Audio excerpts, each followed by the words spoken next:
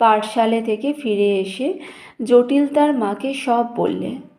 শুনে মা বললেন, বাবা, গুরুমশাইকে দেওয়ার মতো আমাদের যে কিছুই নেই, আমরা যে বড় গরিব। তুমি তোমার মধুসূদন দাদাকে এ কথা বলো। জটিল বড় সুবোধ ছেলে, মায়ের দুঃখ সে বুঝত। পরদিন পাঠশালে যাবার সময় জটিল মধুসূদন দাদাকে গুরুমশাইয়ের কথা জানালেন। মধুসূদন দাদা বললেন, তার আর কি, কবে শ্রাদ্ধ? কাল। আচ্ছা, গুরুমশাইকে বলো শ্রাদ্ধে যত দই লাগবে তুমি সব দেবে। পাঠশালে যাবার পর গুরুমশাই জিজ্ঞাসা করলেন, কী রে জোটে, কী দিচ্ছিস? তোর মা কি বলল রে? আগে শ্রাদ্ধে যত দই লাগবে আমি দেবো। বটে, জটের মতো এমন ভালো ছেলে আর কে আমার আছে?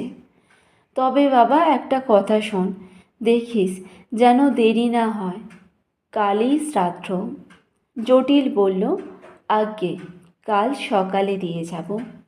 শ্রাদ্ধ বাড়িতে পরদিন সব ছেলেরা মিলে কাজকর্ম করছে। এখনও জটিলের দেখা নেই। গুরুমশাই ভারী চিন্তিত হয়ে গেছেন। যদি দই না আসে তবে সবই যে পণ্ড।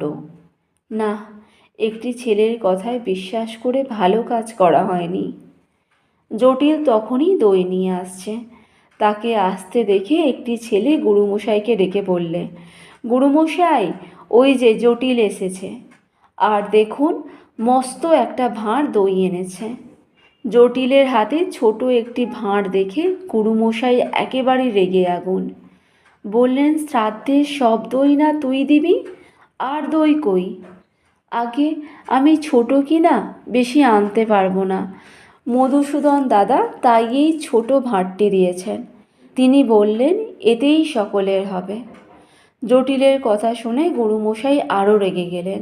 জোর করে দইয়ের ভাঁড়টি জটিলের হাত থেকে টেনে নিয়ে একটি ছেলের হাতে দিয়ে বললেন, যা, এই দই আর একটা পাত্রে ঢেলে রেখে ভাঁড়টা হতভাগাকে ফিরিয়ে দে। গুরুমশাই বললেন, তারপর?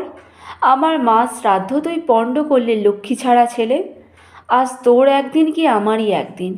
এই বলে জটিলকে মারতে আরম্ভ করলেন। জটিল সামলাতে না পেরে অজ্ঞান হয়ে মাটিতে পড়ে গেল।